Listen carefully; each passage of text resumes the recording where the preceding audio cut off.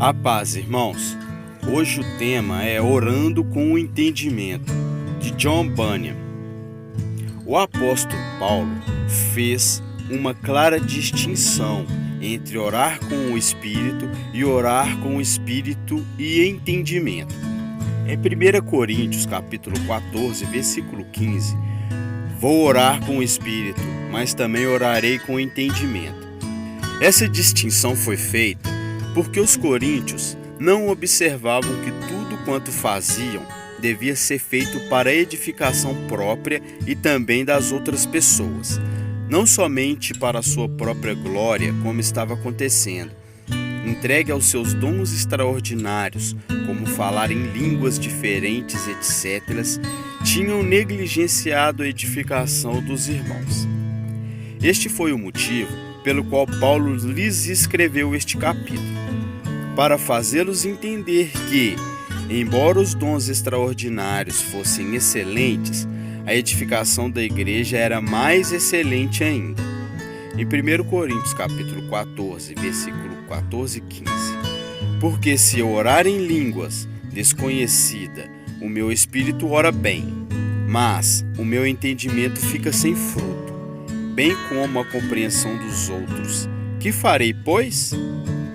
Orarei com o espírito, mas também orarei com entendimento.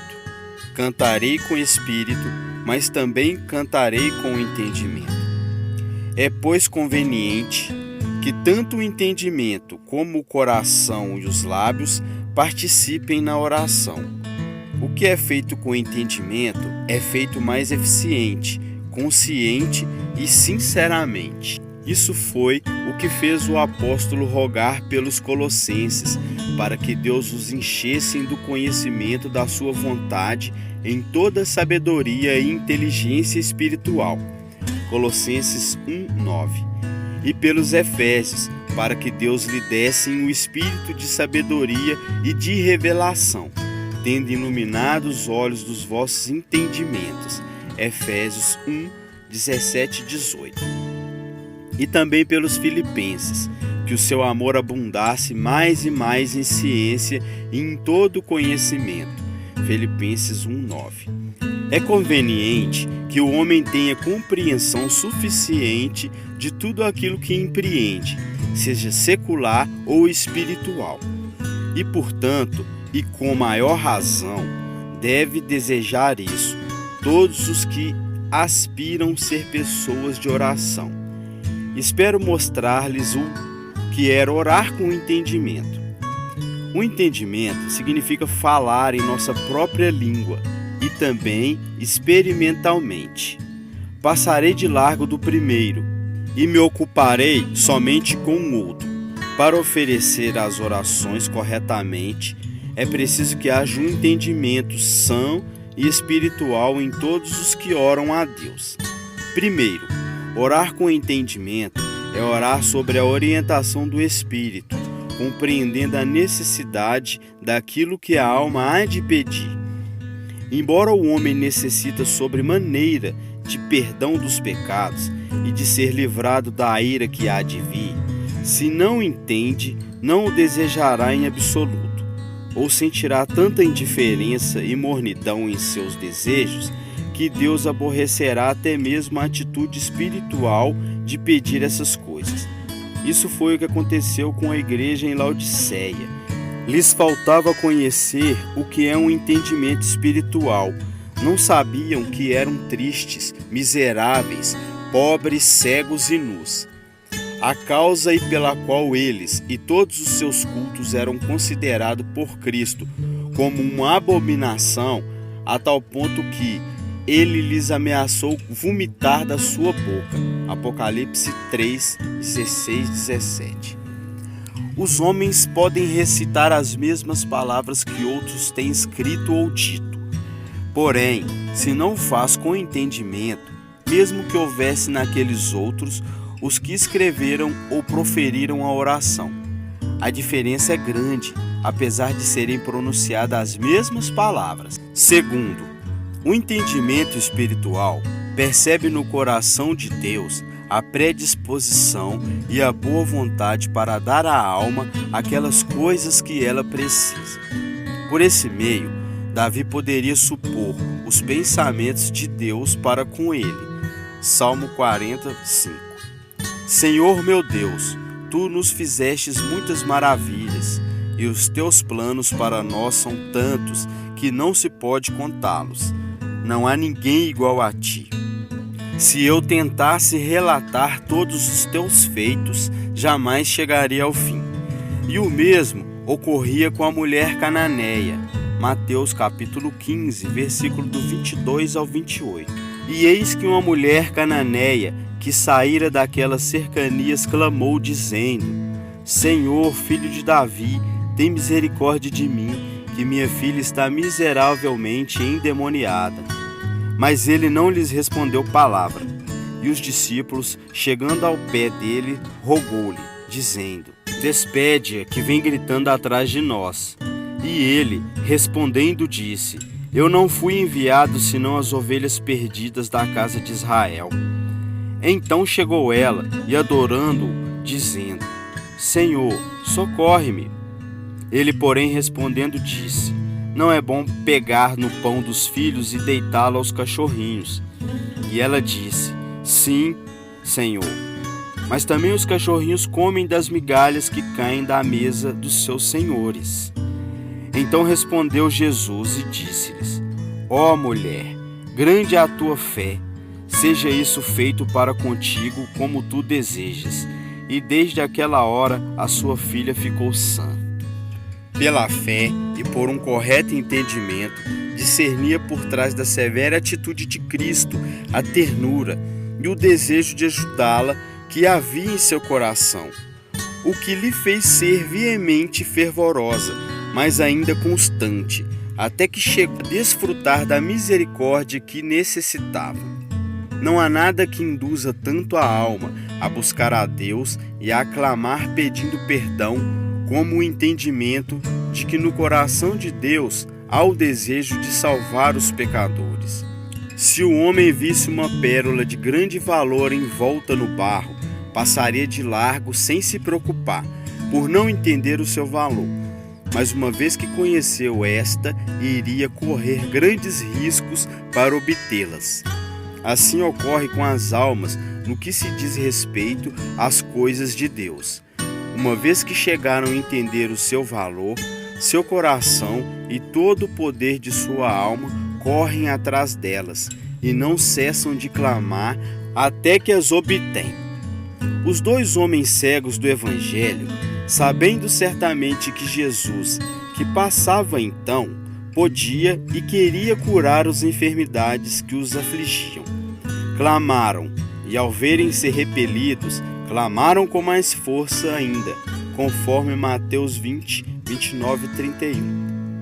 Terceiro, uma vez que o entendimento tem sido espiritualmente iluminado, descobrimos como a alma deve se aproximar de Deus, o que serve de grande encorajamento.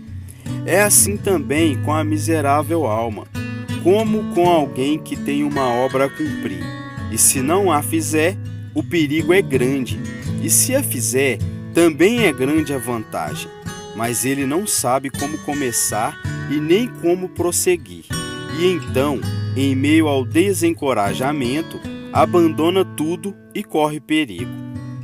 Quarto, o entendimento iluminado vê nas promessas de Deus suficiente amplitude para sentir-se alentado a orar, o que lhe acrescenta força sobre força, assim como quando os homens prometem certas coisas aos que vêm por elas. Isto constitui motivo de encorajamento para aqueles que conhecem tais promessas. Assim ocorre com aqueles que conhecem as promessas de Deus. Quinto, uma vez iluminado o entendimento, está aberto o caminho para que a alma se achegue a Deus com argumentos apropriados, às vezes em forma de luta, como no caso de Jacó em Gênesis 32, às vezes em forma de súplica, e não apenas verbalmente, senão que até mesmo que no coração, o Espírito introduziu através do entendimento argumento eficaz e capaz de comover o coração de Deus. Quando Efraim chega a compreender corretamente qual foi a sua vil atitude para com o Senhor, começa a lamentar-se, e ao lamentar-se contra si mesmo, emprega tais argumentos que comovem o coração do Senhor. Obtém o seu perdão e se faz agradável aos seus olhos, por meio de Jesus Cristo, nosso Senhor.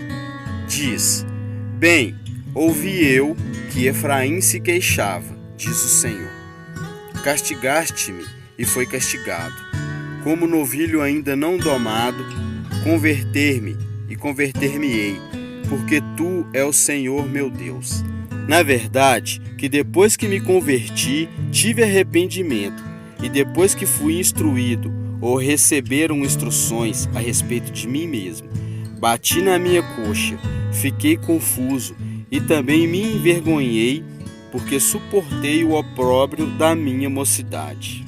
Essas são as queixas e lamentações de Efraim contra si mesmo, antes as quais o Senhor irrompe nas seguintes expressões, capazes de derreter um coração. Não é Efraim para mim um filho precioso, crianças das minhas delícias, porque depois que falo contra ele, ainda me lembro dele, solicitamente. Por isso se comovem por eles as minhas entranhas. Deveras me compadecerei dele, diz o Senhor. Jeremias 31, 18, 20. Podeis, pois, ver que é necessário orar com o Espírito, mas também com o entendimento. E para ilustrar com massímilo o que foi dito, digamos por acaso que 2 homens vêm pedir na sua porta. Um deles é pobre, aleijado, está ferido e quase morto de fome. O outro é uma criança saudável, cheia de vigor. Ambos usam as mesmas palavras para pedir esmola.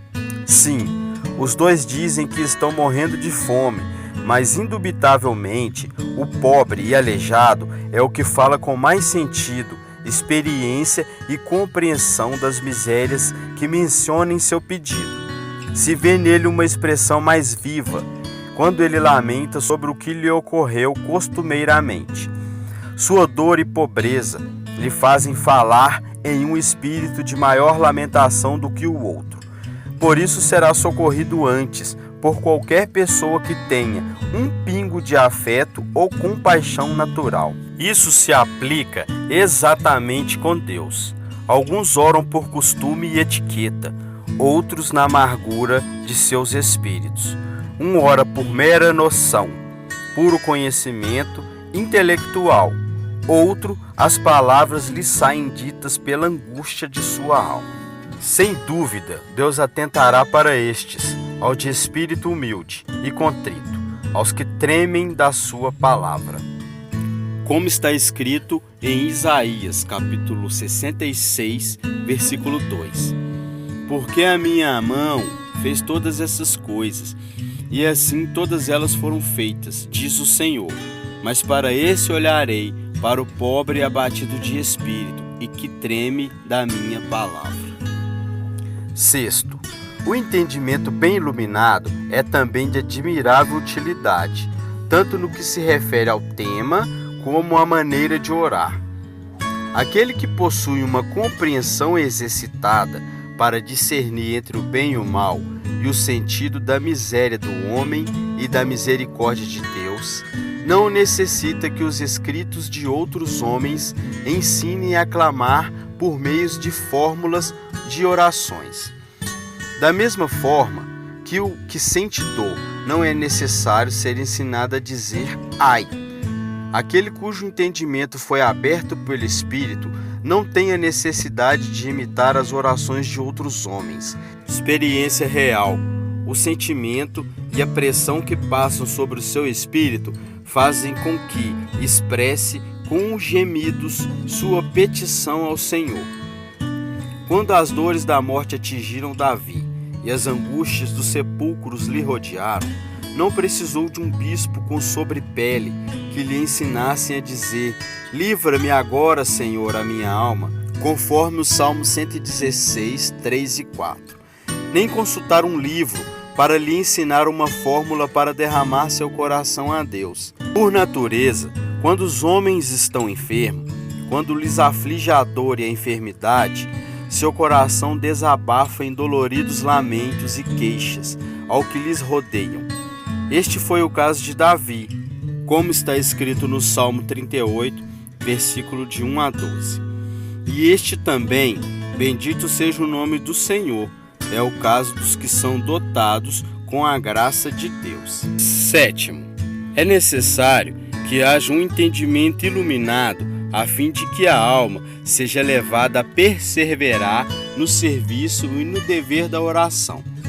O povo de Deus não ignora os muitos ardis, truques e tentações que o diabo usa para fazer uma pobre alma verdadeiramente desejada de ter o Senhor Jesus Cristo chegue a cansar-se a buscar a face de Deus e a pensar que Ele não quer ter misericórdia dela. Sim, diz Satanás.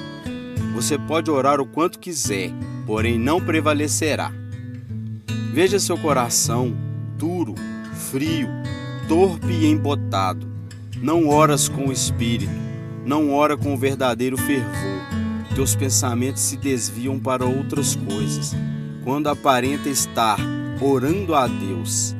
Fora, hipócrita, já basta, é inútil continuar lutando. Eis aqui então que se a alma não é bem advertida, clamará no momento: o Senhor me desamparou, o meu Senhor se esqueceu de mim. Enquanto aqui está devidamente instruída e iluminada, diz: bem, buscarei o Senhor e esperarei, não cessarei, ainda que não me diga nenhuma palavra de consolo. Ele amava apaixonadamente a Jacó, porém lhe fez lutar antes de obter a bênção. Os aparentes atrasos de Deus não são provas do seu desagrado. Às vezes é possível que Ele esconda seu rosto dos santos que mais ama. Lhe agrada em extremo manter os seus em oração, encontrá-los continuamente batendo na porta do céu. Pode ser, diz a alma, que o Senhor me prova, ou que lhe agrada ouvir, como me apresento gemendo a minha oração. A mulher cananeia não quis considerar por negativas verdadeiras as que eram somente aparentes. Sabia que o Senhor era misericordioso. O Senhor vindicaria os seus, ainda que seja tardio. O Senhor tem me esperado muito mais tempo do que eu a Ele. E o mesmo ocorre com Davi. Salmo 40, versículo 1. Esperarei com paciência, isto é, passou muito tempo antes do Senhor me responder, mas finalmente se inclinou para mim e ouviu o meu clamor. O melhor remédio para isso é o entendimento bem formado e iluminado. É uma pena que existem no mundo tantas pobres almas que verdadeiramente temem ao Senhor e que, por não estarem bem instruídas, frequentemente estão dispostas a dar tudo por perdido, cada vez que Satanás emprega um de seus truques e tentações. Que o Senhor se compadeça delas e lhes ajude a orar com o Espírito e também com o entendimento. Aqui eu poderia mencionar grande parte de minha própria experiência nas minhas crises de agonia espiritual. Eu tive fortes tentações para desistir e não buscar mais ao Senhor. Todavia, havendo-me feito entender quão grande pecador eram aqueles de quem Ele teve misericórdia e quão grande eram as suas promessas aos pecadores, e que não era o que ou estação, mas o doente, não o justo, mas o pecador, e não o que está pleno, mas o que está vazio. Aqui lhes comunicava sua graça e misericórdia, e isto, com a ajuda do Espírito Santo, fez-me aderir a Ele, apoiar-me nele, e que ao mesmo tempo clamasse, ainda que no momento não enviou resposta. Que o Senhor ajude a todo este pobre povo, tentado e afligido, a fazer o mesmo, e a perseverar ainda que tenham que esperar muito tempo. De acordo com o que foi dito pelo profeta Abacuque, capítulo 2, versículo 3, porque a visão é ainda para o tempo determinado, mas se apressa para o fim, e não enganará. Se tardar, espera-o, porque certamente virá, não tardará. E os ajude para esta finalidade, a orar, não pelas invenções dos homens e suas formas restritas, mas com o Espírito Santo e também com o entendimento. Mensagem de John Bunyan, 1628-1688. A paz.